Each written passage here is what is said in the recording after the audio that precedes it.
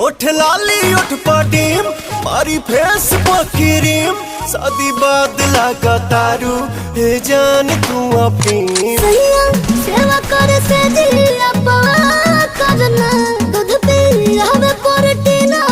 मिला करना तबे भइल बा कमरिया मोर चाह करना तबे भइल बा कमरिया मोर चाह करना